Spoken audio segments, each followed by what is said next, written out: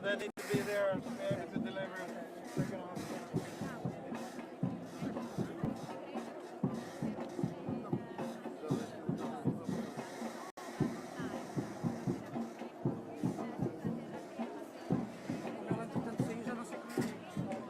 Como ela entretanto saiu do barco, já não Já sei como. saiu, mas deixou outra vez. Já passou, ok. Estou, vê se dá para pegar a descer. Pronto, é sempre é o sítio de imigração, a alfândega. Alfândega.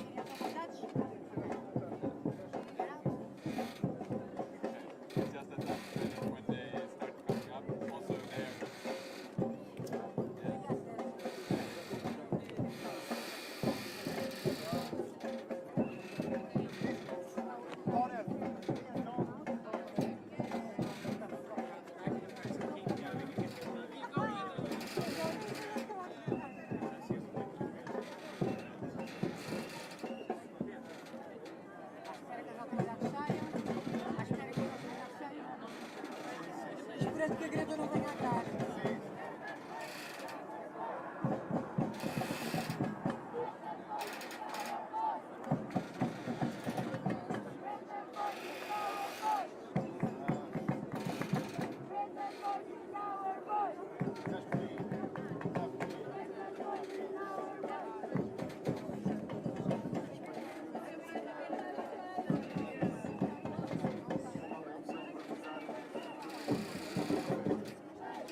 Às tantas pega numa guitarra, começa a ligar aqui no amplificador e começa a brincar. Depois eu vou começar a fazer truques. Pá, tivemos para aí meia hora em modo de gel.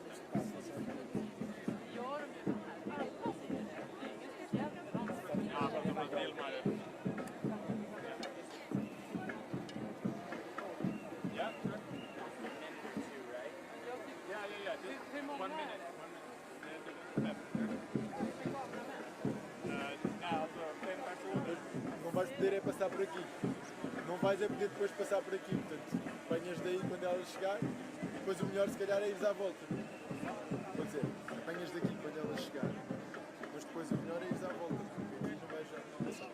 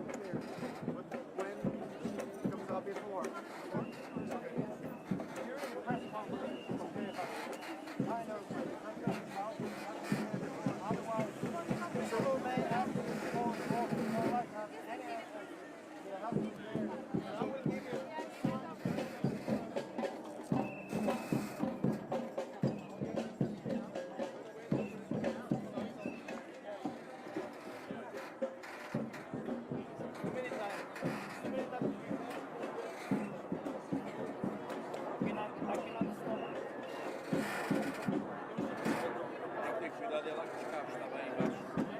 You're doing great job. We're gonna do that. Cuidado aí com os carros. Diga. Lá embaixo tem que cuidado com os carros. Lá, você não precisa de ninguém com aquilo. Ele é fácil de tropeçar e cair. Você vai durar muito tempo? Não sabe. Olhar para aí 5 minutos, devem vir para cima. Você de entrada. Não vão entrar aí, são 5 jornalistas. A ideia é só impedir as pessoas de falarem ali.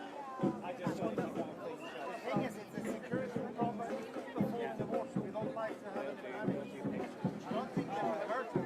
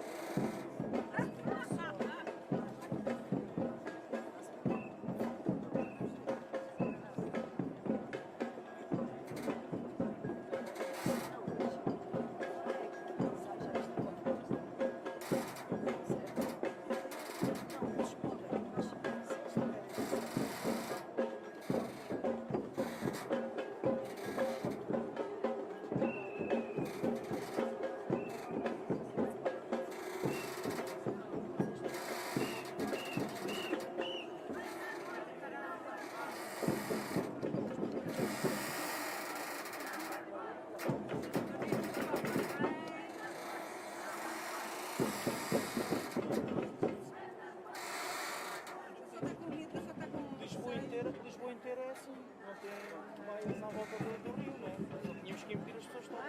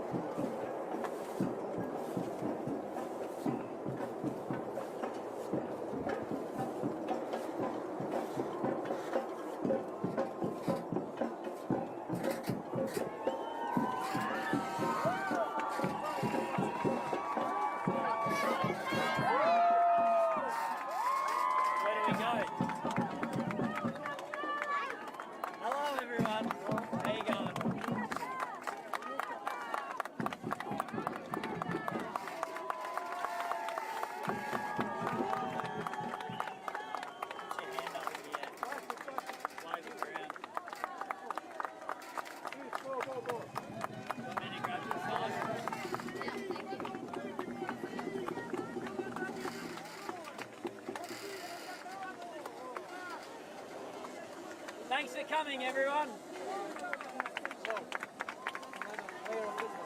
Welcome. Thank you so much. Thank you very much.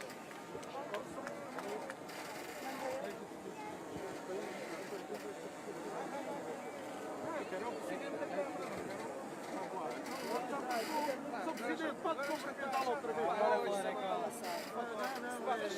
Abram lá o espaço então.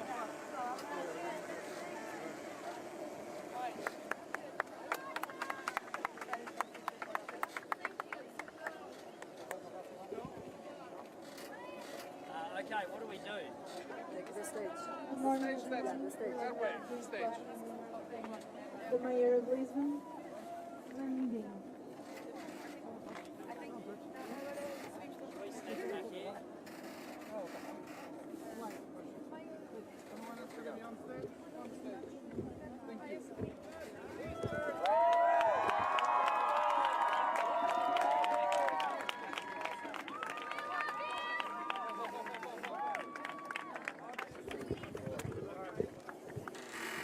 Bem-vindo a Lisboa. Welcome to Lisbon. I want to give you all, Greta, very, very warm welcome to you to Lisbon. We are delighted to have you here. And I want to say, in the name of all the city, that it is a great privilege to have you here and to have between us what has been one of the most remarkable voices fighting for all of us in the most decisive battle that we face together, the fight against climate change. Welcome here to Lisbon.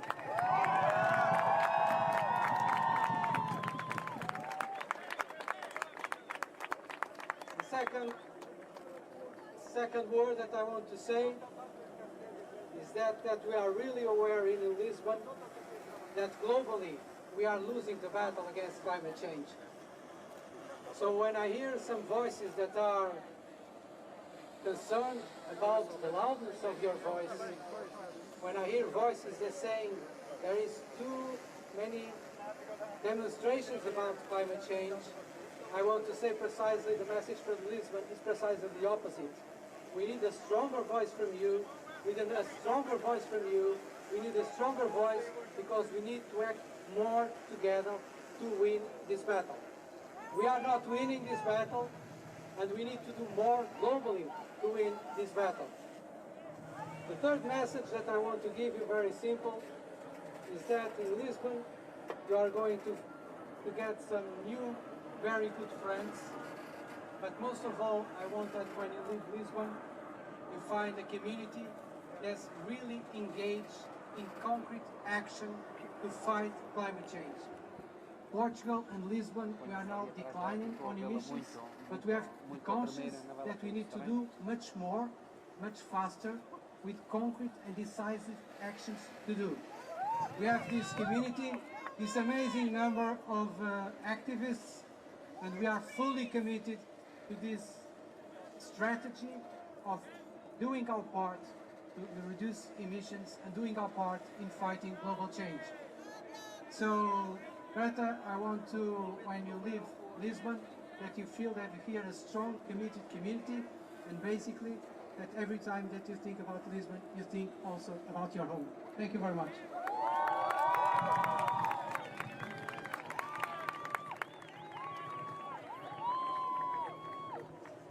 My name is Beatriz. My name is Matilde. We are here in representation of Fridays for Future in Portugal, greve climática estudantil.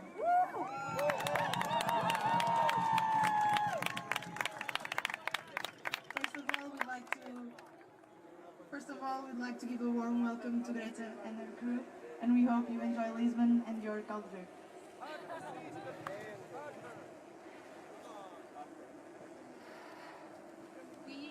I'm here to present and we are a youth movement that fights for climate justice.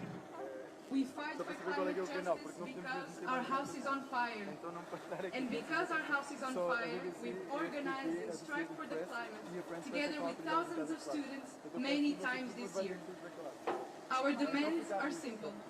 In Portugal, we need to reach carbon neutrality by 2030. We need to keep fossil fuels, including gas, on the ground. We need to provide clean energy for all. And we need to cancel new airport projects, Montijo included.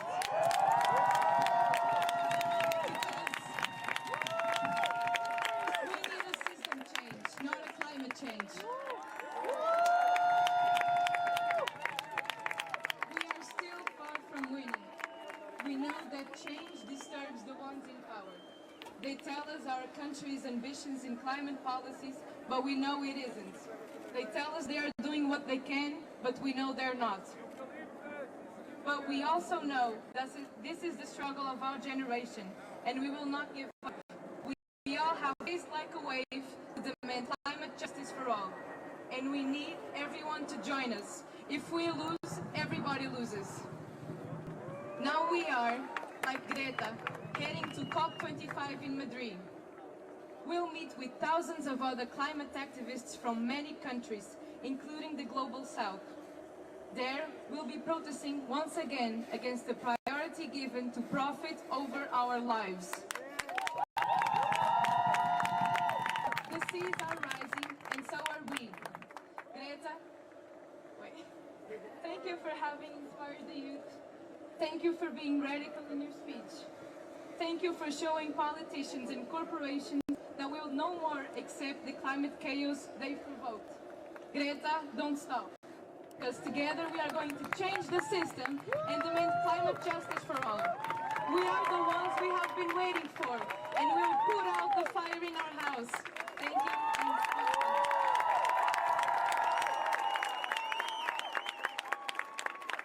Now we have a brief remark, because social justice is climate justice. We have a brief remark from Abel Rodrigues from Amazonia. Thank you, everyone. Hello, Greta. Welcome to Lisbon. Hello, everybody. So my name is Abel Rodrigues. I'm from Amazon rainforest.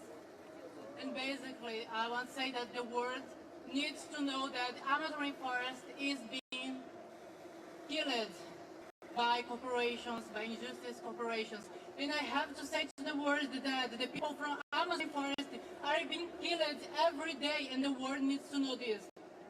I want to say very thankful to Greta to be the biggest and most active voice in this battle. And I want to ask for all of you, we need to save Amazon forest, please.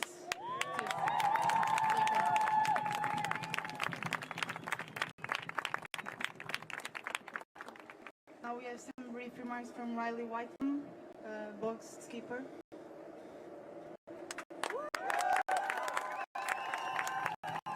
Hello everyone. I'd just like to say a few comments about the trip.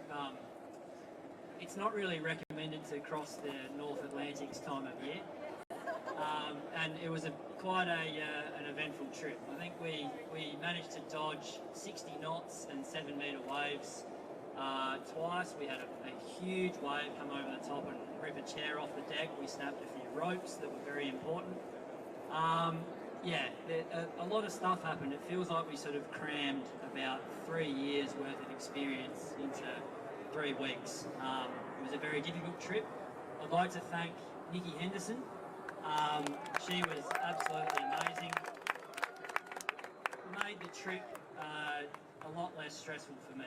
She's sort of like having probably 3 crew members on board. She was really wonderful.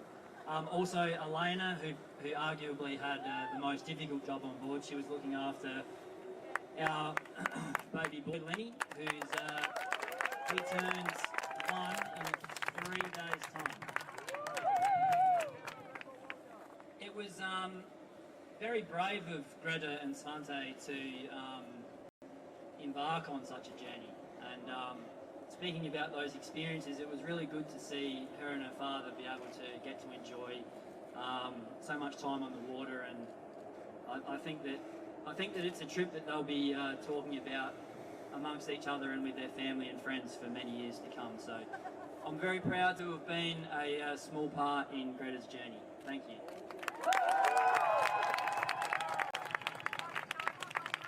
Now we have a brief remark from Nikki Anderson, professional sailor and boat's crew.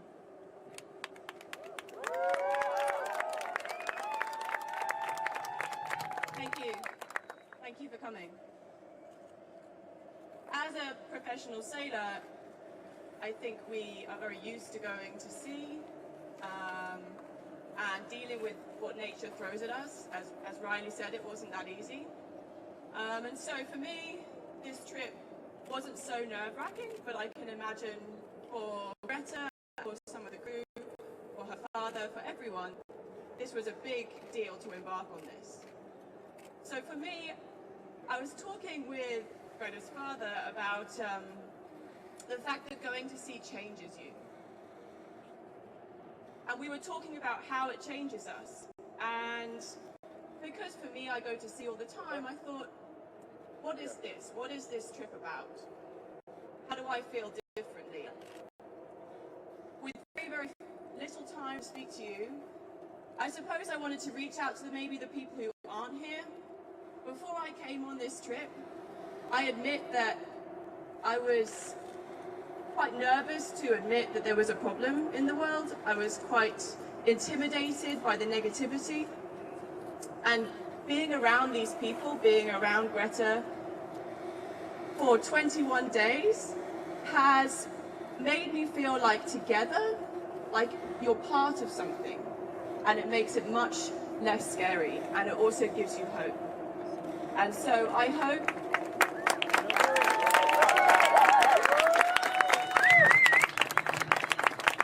that we all, in whatever way we can, whether it's sailing across an Atlantic, looking after your child, traveling around America, researching, however you want to do it, I hope that by working together, we can do it in a much easier and better way.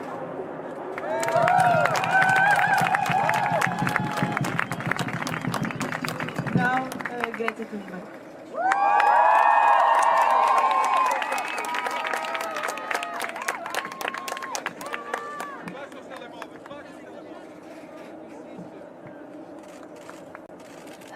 Well, first of all, thank you all, everyone so much for coming here and for welcoming us.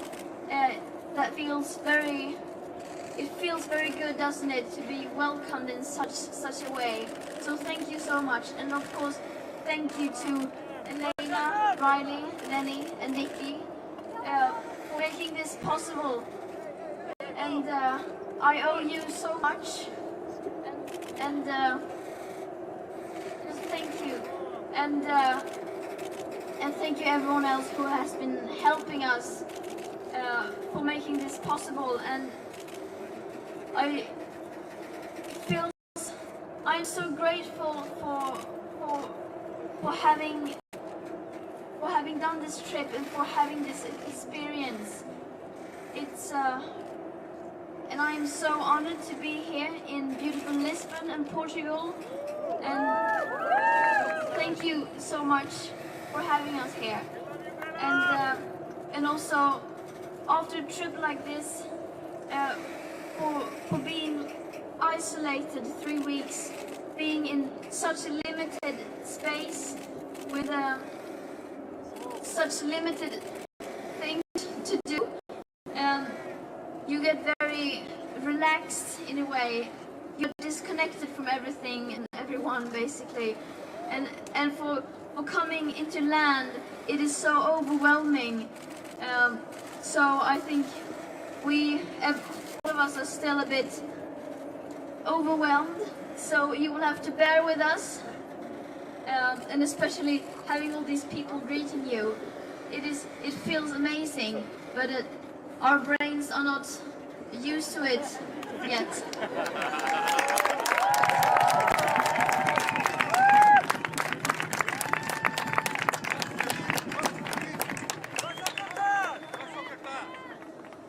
And it feels so amazing to be home back in Europe. I have been on quite an adventure, and we've all been on quite an adventure.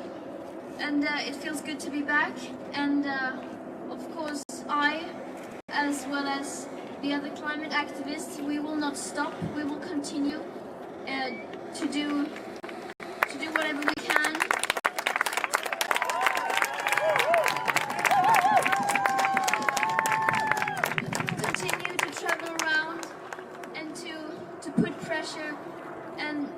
people in power and to make sure that they prioritize this highest, and then we eventually we will be going to COP25 in Madrid, and we will continue the fight there to make sure that within those walls the voices of the people are being heard, and that the voices of the future generations are being heard, and that the voices from the people, especially from the global south, are being heard.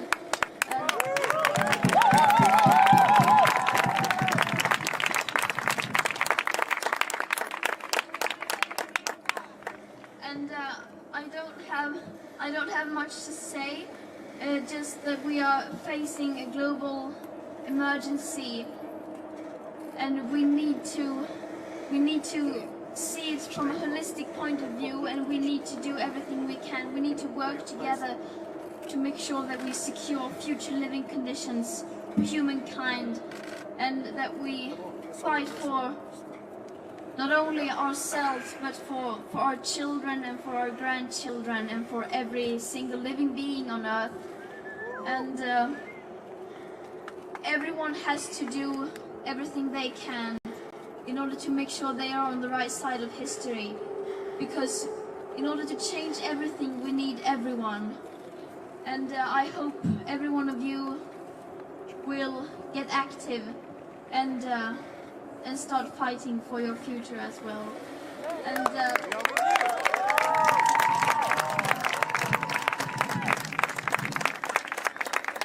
once again, thank you to these people, to Riley, Lenny, Elena, and Nikki for doing this. This trip has been great. Actually, I think we needed some relaxing time, all of us, especially me, some time to sort of think everything through and to relax. And now I feel good. I feel like I want to continue now. I feel energized and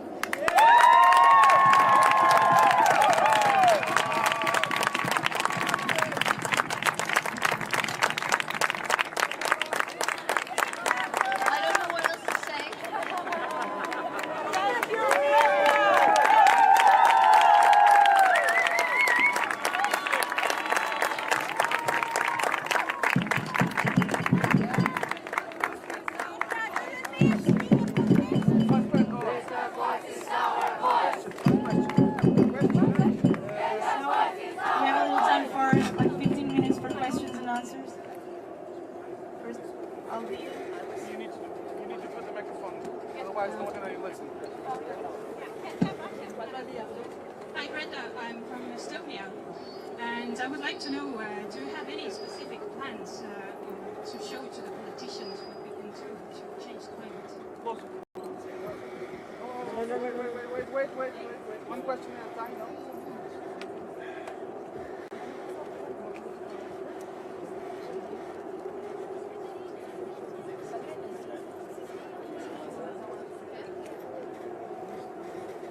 So, if I'm right, the question was if I have any plan to present to politicians. What we young people are doing right now is what we are demanding is that especially the people in power should listen to the science. They should not. I mean, of course they should listen to us children as well, but we are not the experts. The scientists are the ones that needs to be heard, and the experts. And so what we are saying is for them to unite behind the science, to listen to the science. It should not be up to us children, teenagers, to present plans in order to secure future living conditions. So yeah.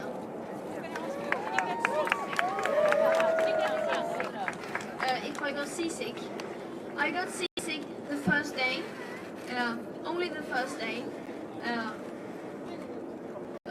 I mean, a bit, but yeah, I got a bit seasick. But then the rest of the trip, nothing. So I mean, so yeah, I was very lucky, incredibly lucky, and I don't think not many of us, we didn't suffer from seasickness on the boat, I think, at all. So we are very grateful for that. Hi, Greta. I'm Luis from Chile. This is not about politicians, but we are in Chile. We are the only country that we have the private water. That's really awful, dangerous for us. The president of Chile is the owner of the water. The government is the owner of the water, and the ministers have the big part, or the greatest part of the water in Chile. It's not a question, but the people need to know this. People know to Chile is the only country with the private water. That's all. Thank you very much.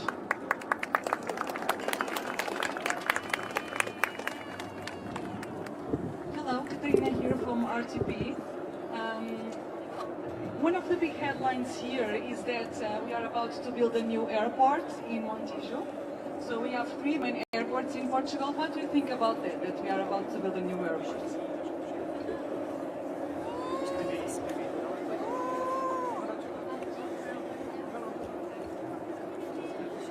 I don't know the full background of this, but I mean, when we are thinking of planning such things in the future, we need to